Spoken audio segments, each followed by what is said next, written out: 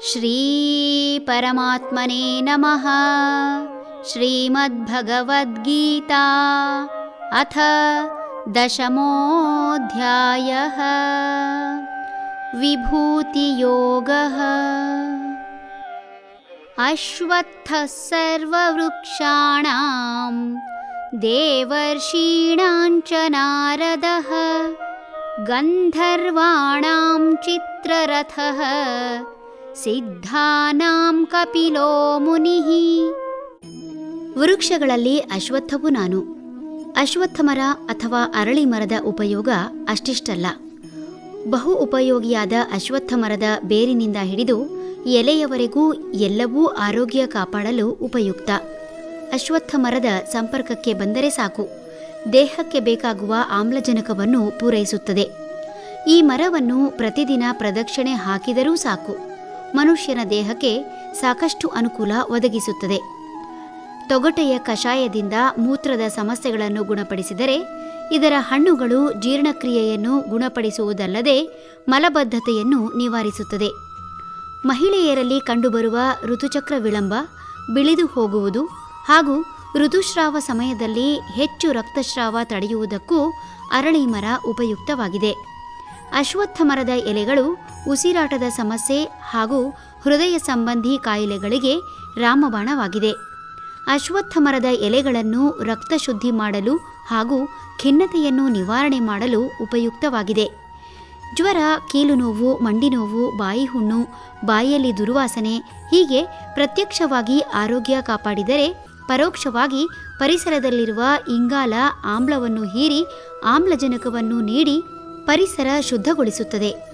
ಒಂದು ಊರಿನಲ್ಲಿ ಒಂದು ಅರಳಿ ಮರವಿದ್ದರೆ ಸಾಕು, ಉತ್ತಮ ಪರಿಸರ ನೀಡಿ ಉತ್ತಮ ಆಮ್ಲಜನಕದಿಂದ ನರನಾಡಿಗಳಿಗೆ ಚೈತನ್ಯ ದೊರೆತು ನರಗಳ ಸಂವಹನದಿಂದ ಮನುಷ್ಯನಲ್ಲಿ ಸಕಾರಾತ್ಮಕ ಚಿಂತನೆಗಳು ಹೆಚ್ಚಾಗಿ ನಕಾರಾತ್ಮಕ ಭಾವನೆ ನಾಶವಾಗುತ್ತದೆ. ಇದನ್ನು ಅರಿತೇ ಪೂರ್ವಿಕರು ಊರಿನ ಮಧ್ಯದಲ್ಲಿ ಅರಳಿ ಮರ ನೆಟ್ಟು ಪೋಷಿಸಿ ಪೂಜೆ ಮಾಡುತ್ತಿದ್ದುದು. ತಾನು ಅಶ್ವತ್ಥ ಎನ್ನುವ ಮೂಲಕ ಅಶ್ವತ್ಥದ ಎಲ್ಲಾ ಗುಣಗಳು ತನ್ನದೇ ಅಥವಾ ತನ್ನಿಂದಲೇ ಎಂಬುದನ್ನು ದೃಢಪಡಿಸುತ್ತಿದ್ದಾನೆ.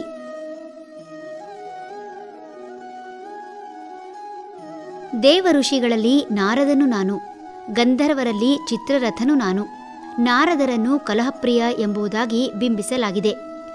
ಸದಾ ನಾರಾಯಣನನ್ನು ಸ್ಮರಿಸುತ್ತಾ ತ್ರಿಲೋಕ ಸಂಚಾರ ಮಾಡುವವರಿವರು. ನಾರದರನ್ನು ಮಹಾನ್ ಋಷಿ ಎನ್ನಲಾಗುತ್ತದೆ. ಅಸಾಧ್ಯವಾದ ಕೆಲಸವನ್ನು ಸಾಧ್ಯ ಮಾಡಬಲ್ಲಂತಹ ಶಕ್ತಿ ಇರುವ ಇವರಿಗೆ ಅಘಟಿತ ಘಟನಾಪಟು ಎಂಬುದಾಗಿ ಕೂಡ ಕರೆಯುತ್ತಾರೆ. ನಾರದರು ಸ್ವರ್ಗ, ಭೂಮಿ ಹಾಗೂ ಪಾತಾಳ ಸಂಚಾರ ಮಾಡುತ್ತಾ ಸಂದೇಶ ತಲುಪಿಸುವವರು. ಇವರಿಗಿದ್ದ ಅತೀಂದ್ರಿಯ ಶಕ್ತಿಯಿಂದ ಅವರಿಗೆ 3 ಲೋಕದಲ್ಲಿ ನಡೆಯುವ ಭವಿಷ್ಯ ಹಾಗೂ ನಡೆಯುತ್ತಿರುವ ಅಂದರೆ ವರ್ತಮಾನ ಮತ್ತು ಭೂತಕಾಲದ ಘಟನೆಗಳನ್ನು ತಿಳಿಯುವ ವಿಶೇಷ ಶಕ್ತಿ ಇತ್ತು ಎನ್ನಲಾಗಿದೆ. ದೇವತೆಗಳು, ಮಾನವರು ಹಾಗೂ ರಾಕ್ಷಸರೊಡನೆ ಮಾತುಕತೆ ನಡೆಸುತ್ತಿದ್ದರಲ್ಲದೆ ಸಮಯಕ್ಕೆ ಸರಿಯಾಗಿ ಸಂದೇಶ ನೀಡಿ ಕೆಲವು ಅಚಾತುರ್ಯ ತಪ್ಪಿಸುತ್ತಿದ್ದರು. ವೀಣೆಯನ್ನು ನುಡಿಸುವುದರಲ್ಲಿ ಪ್ರವೀಣರಾದ ಇವರು ಉತ್ತಮ ಹಾಡುಗಾರರೂ ಸಹ ಆಗಿದ್ದರು. ಹಾಡು ಹಾಗೂ ಕಥೆಗಳ ಮೂಲಕ ಜನರಿಗೆ ಜ್ಞಾನವನ್ನು ಹಂಚುತ್ತಿದ್ದ ನಾರದರನ್ನು ಜ್ಞಾನೋದಯದ ಮೂಲ ಎನ್ನಲಾಗುತ್ತದೆ. ಇಂತಹ ನಾರದರ ಪೂರ್ಣ ಪರಿಚಯ ಮಾಡಿಕೊಳ್ಳಲು ಪುರಾಣ ಪುಣ್ಯ ಕಥೆಗಳೇ ಆಧಾರ. ಭಕ್ತಿ ಎಂದರೆ ಪರಮ ಪ್ರೀತಿ ಎಂಬುದನ್ನು ತಿಳಿಸಲು ನಾರದ ಭಕ್ತಿ ಸೂತ್ರ ಒಂದು ದಾರಿದೀಪ ಎಂದರೆ ತಪ್ಪಾಗಲಾರದು. ದೇವತೆಗಳ ಸಭೆಯಲ್ಲಿ ಹಾಡುವ ಹಾಗೂ ವಾದ್ಯ ನುಡಿಸುವ ದೇವತೆಗಳ ಗುಂಪನ್ನು ಗಂಧರ್ವರು ಎನ್ನುತ್ತಾರೆ. ಚಿತ್ರರಥನಿಗೆ ಸಂಗೀತ ದೈವದತ್ತವಾಗಿತ್ತು ಎನ್ನಲಾಗುತ್ತದೆ. ಸುಮಧುರ ಸಂಗೀತಗಾರನಾಗಿದ್ದ ಚಿತ್ರರಥ ತಾನೂ ಎನ್ನುವ ಮೂಲಕ ತನ್ನನ್ನು ಬಿಟ್ಟು ಬೇರೇನೂ ಇರಲು ಸಾಧ್ಯವಿಲ್ಲ ಎಂಬುದನ್ನು ಮತ್ತೆ ಮತ್ತೆ ದೃಢಪಡಿಸುತ್ತಿದ್ದಾನೆ.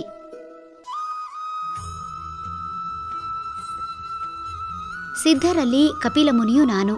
ಪುರಾಣ ಪುಣ್ಯ ಕಥೆಗಳಲ್ಲಿ ಬರುವ ಒಂದೊಂದು ವ್ಯಕ್ತಿತ್ವವೂ ಅದ್ಭುತ. ಸಣ್ಣ ಸಣ್ಣ ಪಾತ್ರಗಳು ಅದ್ಭುತವಾಗಿ ಚಿತ್ರಣಗೊಂಡು ಮನುಷ್ಯನ ವಿಕಾಸಕ್ಕೆ ಒಂದು ದಾರಿದೀಪವಾಗಿದೆ ಎಂದರೆ ತಪ್ಪಾಗಲಾರದು.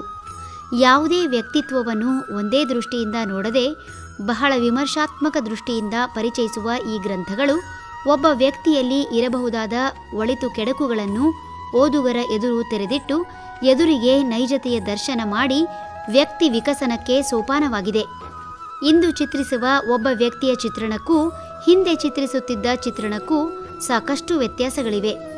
ಯಾರನ್ನೋ ಮೆಚ್ಚಿಸಲು ಆಳ ಅಗಲ ಹುಡುಕುವ ಮನುಷ್ಯ ಇಂದು ಸಮಾಜಘಾತುಕರನ್ನೇ ವೈಭವೀಕರಿಸಿ ಸಮಾಜಘಾತುಕರ ಪರ ವಕಾಲತ್ತು ವಹಿಸುತ್ತಿರುವುದು ಖೇದದ ಸಂಗತಿ. ಭಗವದ್ಗೀತೆಯಲ್ಲಿ ಭಗವಂತ ಒಂದೊಂದು ಗುಂಪಿನಿಂದ ಒಬ್ಬೊಬ್ಬ ಮಹಾಪುರುಷರ ಹೆಸರನ್ನು ಹೇಳುವ ಮೂಲಕ ಮಹಾನ್ ವ್ಯಕ್ತಿಗಳ ಪರಿಚಯ ಮಾಡಿಕೊಳ್ಳಲು ಹಾಗೂ ಆ ಗುಂಪಿನ ವಿಶೇಷತೆ ಅರಿಯಲು ಅಧ್ಯಯನಕ್ಕೆ ಪ್ರೇರೇಪಣೆ ನೀಡಿ ಜ್ಞಾನಾರ್ಜನೆ ಮಾಡುವವರಿಗೆ ಜ್ಞಾನ ದೊರೆಯುವಂತೆ ಮಾಡುತ್ತಿದ್ದಾನೆ. ಸಂಖ್ಯಾ ತತ್ವಶಾಸ್ತ್ರ ಸ್ಥಾಪಕರು ಎಂಬ ವಿಶೇಷತೆಯಿಂದ ಗುರುತಿಸಲ್ಪಟ್ಟಿರುವ ಪ್ರಾಚೀನ ಭಾರತದ ಇತಿಹಾಸದಲ್ಲಿ ಮಹತ್ವದ ಸ್ಥಾನ ಪಡೆದ ಋಷಿ ಈ ಕಪಿಲಮುನಿ. ಯೋಗ ಹಾಗೂ ವೇದಾಂತ ತತ್ವಗಳ ಮೇಲೆ ಹೆಚ್ಚಿನ ಪ್ರಭಾವ ಬೀರಿದ ಇವರು ಋಷಿ ಕರ್ದಮ ಹಾಗೂ ದೇವಹೂತಿಯ ಮಗ ಎನ್ನಲಾಗುತ್ತದೆ. ಕಪಿಲಮುನಿಗಳು ಬರೆದ ಸಾಂಖ್ಯ ತತ್ವಶಾಸ್ತ್ರವು ಹಿಂದೂ ತತ್ವಶಾಸ್ತ್ರದ 6 ದರ್ಶನಗಳಲ್ಲಿ ಒಂದಾಗಿದೆ. ಪ್ರಕೃತಿ ಮತ್ತು ಪುರುಷರ ನಡುವಿನ ವ್ಯತ್ಯಾಸವನ್ನು ವಿವರಿಸುವ ಇದು ಪ್ರಜ್ಞೆಯ ಸ್ವರೂಪವನ್ನು ಅರ್ಥಮಾಡಿಕೊಳ್ಳಲು ದಾರಿದೀಪವಾಗಿದೆ. ಜನನಿ ತಾನೇ ಮೊದಲ ಗುರು ಎನ್ನುವುದು ರೂಢಿ. ಇಲ್ಲಿ ತನ್ನ ತಾಯಿಗೆ ಗುರುವಾದ ಕಪಿಲ ಮುನಿಗಳ ಜೀವನ ಹಾಗೂ ಅವರು ಬರೆದ ಸಾಂಖ್ಯ ತತ್ವಶಾಸ್ತ್ರ ಅಧ್ಯಯನ ಮಾಡುವ ಮೂಲಕ ತಾಯಿ ಭಾರತೀಯ ಮಡಿಲಲ್ಲಿ ಹುಟ್ಟಿದ್ದಕ್ಕೆ ಧನ್ಯತೆ ಭಾವ ಬಾರದೇ ಇರದು. ಜಗತ್ತಿಗೆ ಇರುವುದು ಒಂದೇ ಯೋಗಭೂಮಿ, ಅದುವೇ ಭಾರತ. ಮಿಕ್ಕೆಲ್ಲವೂ ಭೋಗಭೂಮಿ.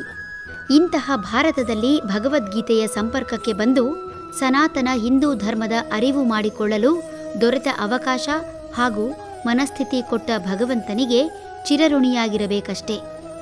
ಹರಿ ಓಂ ತತ್ಸತ್.